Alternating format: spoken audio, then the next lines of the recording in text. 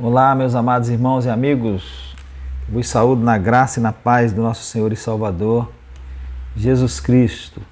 Aqui quem vos fala é o pastor Valmir, pastoreando atualmente na primeira igreja batista na cidade de Muqui, no estado do Espírito Santo.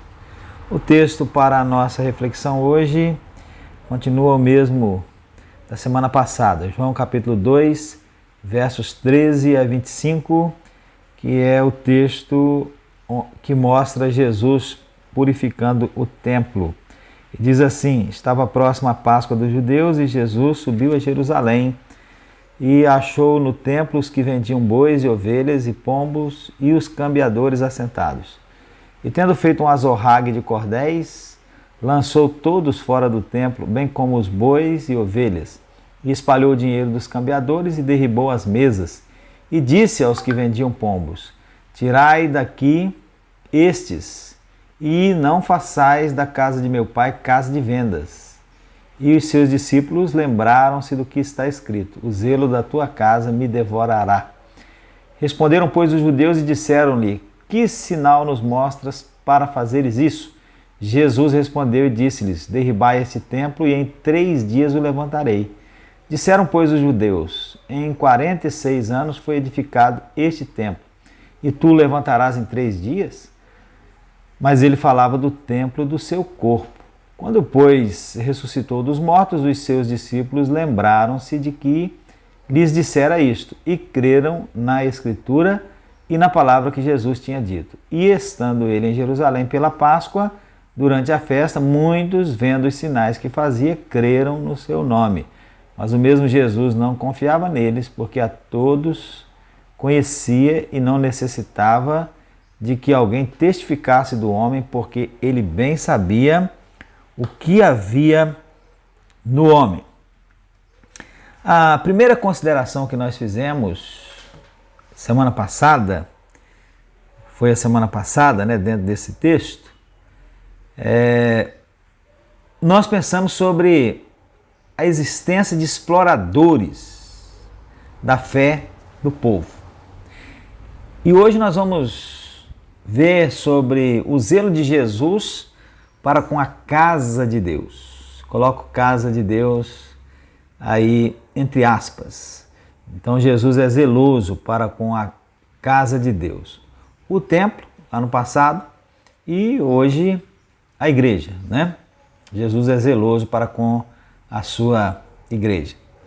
Primeiro, pensemos no templo, no acontecimento aí do texto, no templo, lá na cidade de Jerusalém. Quando Jesus chega no templo em Jerusalém e vê aquela situação, o pátio dos gentios cheio de vendedores e cambistas explorando a fé do povo, ele os expulsa. E para expulsá-los, ele faz uso de uma espécie de chicote, um azorrague, e ele derruba a mesa dos cambistas, espalhando todo o dinheiro pelo chão. O texto não dá maiores detalhes. O texto não fala, por exemplo, sobre qual foi a reação dos cambistas, dos vendedores. Pode ser que eles tenham reagido de alguma forma, porém sem nenhum poder contra Jesus, porque lembremos-nos, quando foram prender a Jesus no Getsêmani, antes de ele se deixar prender, ao responder, sou eu, os que foram para prendê-lo recuaram e caíram por terra, e só puderam levá-lo quando ele deixou. Você pode ver essa história lá em João 18, aí em João 18. Então, o texto não dá maiores detalhes, não fala da reação dos vendedores e dos cambistas, mas fala que a ação de Jesus tinha uma razão: o zelo pela casa de Deus. O templo era, ainda naquela ocasião, o símbolo da presença de Deus entre o povo, a casa de Deus. E Jesus tinha zelo por essa casa e pelo que se deveria fazer ali. Hoje, especialmente entre aqueles que não são judeus, o templo não tem mais a mesma representação e nem mais o mesmo valor de outrora. Mas o zelo de Jesus para com o ambiente de culto a Deus continua. E esse ambiente hoje é a sua igreja. Jesus tem zelo pela sua igreja. Em Mateus 16, 18, nós aprendemos que ele a edificou. Ele disse: eu edificarei a minha igreja. Em Mateus 16, no mesmo verso 18, nós vemos que ele preserva a sua igreja. As portas do inferno não prevalecerão contra ela. Em Efésios 5, 25, nós vemos que ele a ama e se entregou por ela. Diz lá o apóstolo Paulo que Cristo amou a sua igreja e a si mesmo se entregou por ela. No verso 26, do mesmo Efésios 5, ele a purifica. Ele se entregou por ela para santificar, purificando-a com a lavagem da água pela palavra. No verso 27, nós lemos que ele vai apresentá-la a si mesmo, igreja gloriosa, sem mácula, nem ruga, nem coisa semelhante. Também nós aprendemos pela palavra do Senhor que Jesus capacita a sua igreja com dons e também com homens dons. Diz a palavra que ele mesmo deu uns para apóstolos, outros para profetas, outros para evangelistas e outros para pastores e doutores, querendo o aperfeiçoamento dos santos para a obra do ministério, para a edificação do corpo de Cristo. Efésios capítulo 4, versos 11 e 12. E, obviamente, ele espera que nós sigamos o seu exemplo e que nós também sejamos zelosos para com a sua igreja. Escrevendo a Timóteo, Paulo dá orientação sobre como devem ser aqueles que vão ocupar posição de liderança na igreja, especialmente os bispos, que é equivalente a pastor, e os diáconos.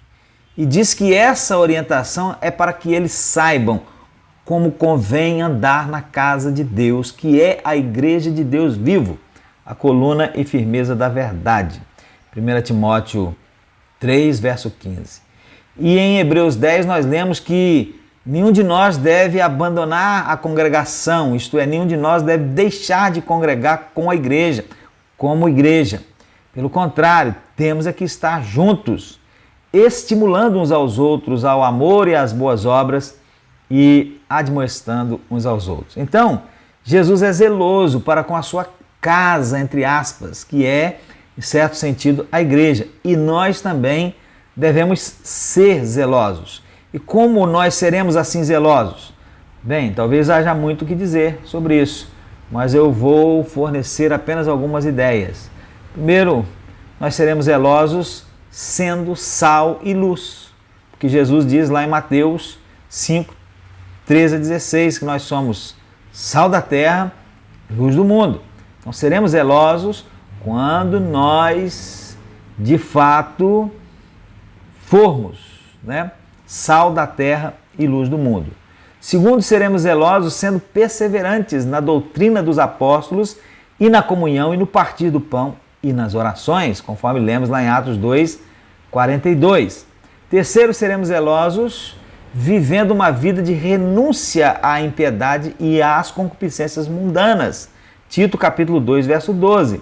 Impiedade é qualquer falta de reverência para com Deus e concupiscência é o forte e continuado desejo de ter e fazer o que Deus não quer que nós tenhamos ou façamos. Então seremos zelosos renunciando essa impiedade e essa concupiscência. Quarto, seremos zelosos vivendo sóbria, justa e piedosamente, mesmo Tito, capítulo 2, verso 12. Viver sobriamente significa viver com seriedade, levar a sério a santificação, viver com autocontrole, sem se deixar arrastar pelas paixões humanas, sem se deixar, entre aspas, embriagar pelas coisas desse mundo. Viver justamente é viver de uma maneira que dê evidências de que nós realmente recebemos a retidão de Cristo. E viver piamente ou piedosamente significa viver reverentemente diante de Deus. Então, em todo lugar onde você estiver, você deve viver respeitosamente, sabendo que está na presença de Deus. Quinto, nós seremos zelosos servindo a causa de Deus através da igreja. O apóstolo Paulo, além de Jesus, nos dá o exemplo. Lendo Colossenses 1, nós descobrimos que Paulo até se regozijava em seus sofrimentos pela igreja. Veja, me regozijo nos meus sofrimentos por vós. e preencho o que resta das aflições de Cristo na minha carne, a favor do seu corpo, que é a igreja, da qual me tornei ministro, de acordo com a dispensação da parte de Deus. E, obviamente, em sexto lugar, seremos zelosos, sustentando também financeiramente a causa de Deus, que é realizada através da igreja. Então, resumindo, Jesus é zeloso para com a sua casa, entre aspas, a sua igreja. É muito natural que nós, que dela fazemos parte, também sejamos zelosos, para que ela cumpra o seu papel e cresça saudável para a honra e a glória de Deus. Muito bem, vou terminar por aqui essa reflexão de hoje e semana que vem nós continuamos nesse mesmo texto, vendo lá sobre o zelo de Jesus para com a sua missão. Aqui o zelo de Jesus para com a sua casa. Semana que vem o zelo de Jesus para com a sua missão. Deus abençoe a todos.